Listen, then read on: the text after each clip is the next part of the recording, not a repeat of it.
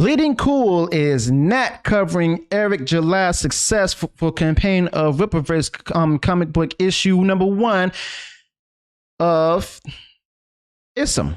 Okay? Welcome back to Views with Hughes, your agenda free news. I'm Jerome Hughes, your creator and host of the channel. If you haven't done so, please subscribe to this channel and also click the bell notification so that way you'll be notified of future uploads. Now, Bleeding Cool refusing to cover the Rippaverse campaign.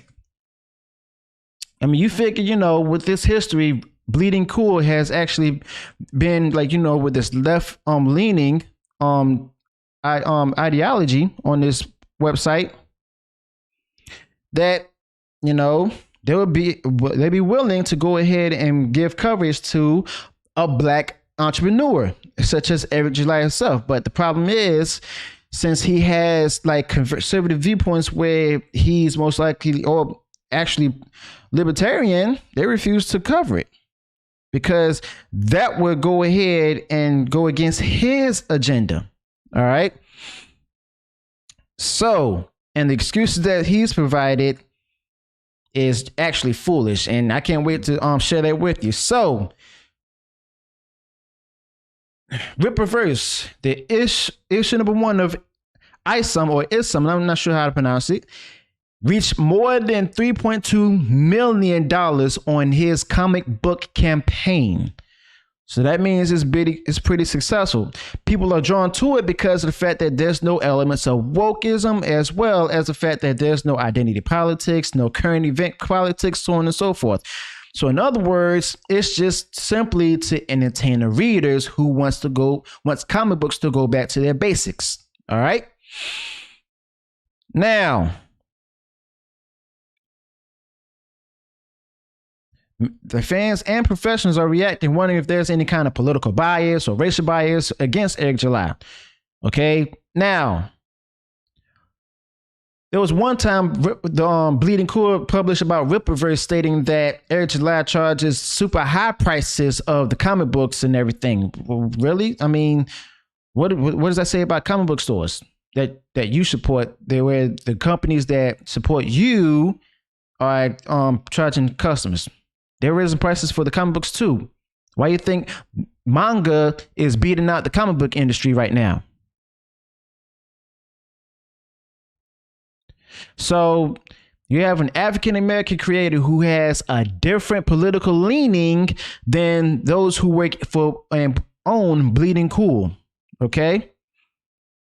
So as a comic book centric website, the readers are wondering why Bleeding Cool isn't giving any Rippaverse further coverage on Isom #1 like it does other comic books from the mainstream. One, because of the fact that, like I stated, it's from his political leanings, and also because of the fact that, you know, he's supported and paid off by the mainstream comic industry. Okay. With more than 30,000 backers, Isom #1 is posting higher sales than many Marvel or DC comics to attain in the stores.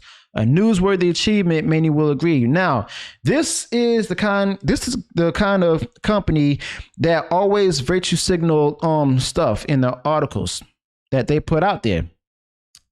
This is also the company that also always say that they're all for the little person, especially those who are minorities. Now, my thing is, Eric July is a minority. He's black. He owns Rippaverse.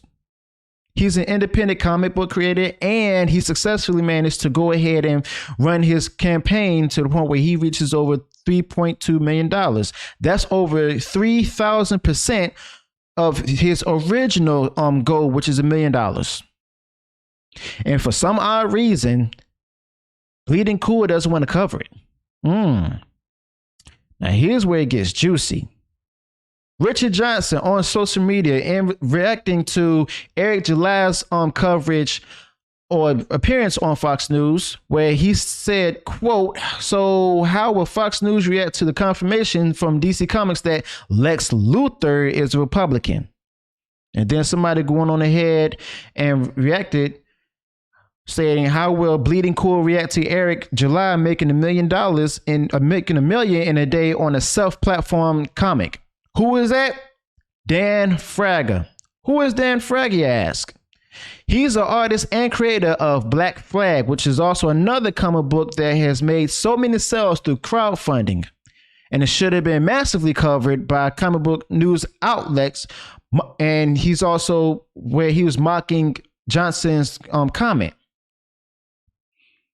Now, this is where it really gets crazy. Now, unwilling to let Johnson's comment get brushed under the rug, that's when the Mr. Fraga himself took to Twitter to share a screenshot of both the Bleeding Cool author and his own comments. Follow up with the question: comic news should never cover all comics, especially when it's real news.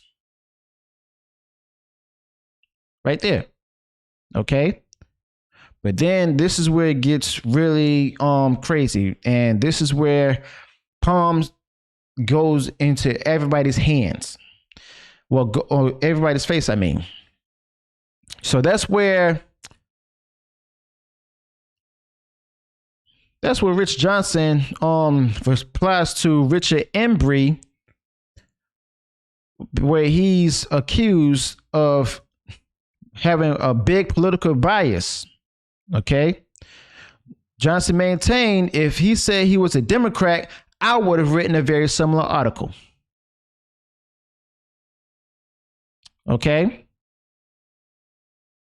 But Richard Embry wasn't having that. He says here, if you're about fairness, where's your article about Eric July hitting 3 million? That's huge for a Black owned business. Aren't you about inclusivity? Why aren't you celebrating the amazing achievement in comics? That's where Rich Johnson responded with, the last time I wrote something, I got attacked, lied about, and generally abused online. So basically, he's deflecting now.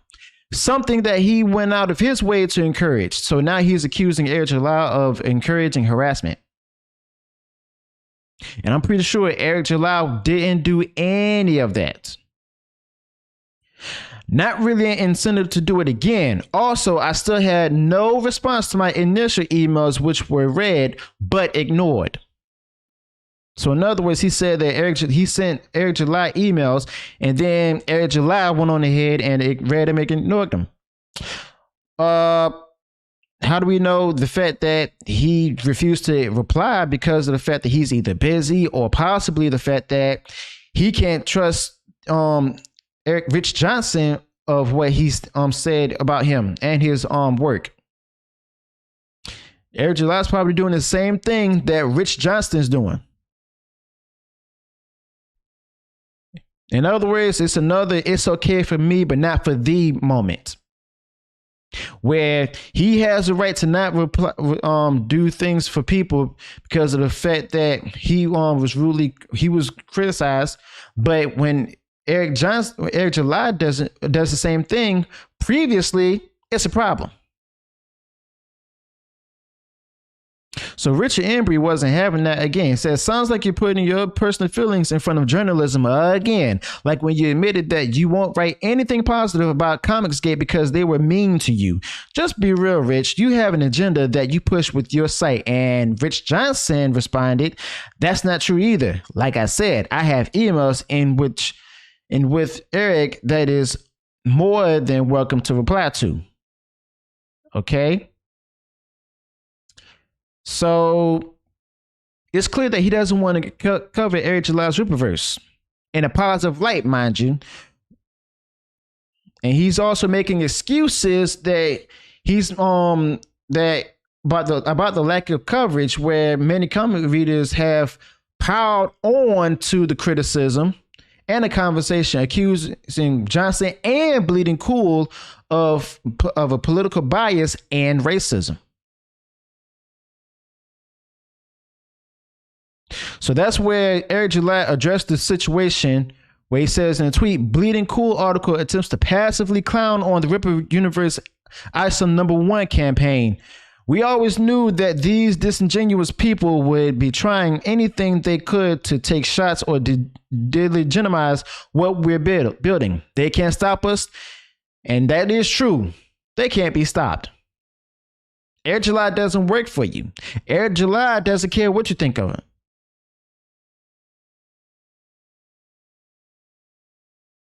He sees that your company will come to an abrupt end and his work will be much more successful. Now, what do you all think about this whole situation? How do you all feel about the success of Eric July's Rippaverse Comics issue #1 Isom reaching this much money in the campaign? There it is right there. Over 37,000 people purchased it. Campaign goal was originally $100,000. And the total revenue he gained from it, over $3 million. Every media outlet should be finding that to be amazing. But instead, Eric July does not go according to their political leaning. So that's why they criticize them in order to get people to not buy them. What do you all think about this? Let me know in the comments below. If you enjoyed what I shared in this video, go ahead and give it a like. And also, if you haven't done so, subscribe to this channel and give it push the bell notification so that way you'll be alerted of new videos uploaded. And until then, people, peace.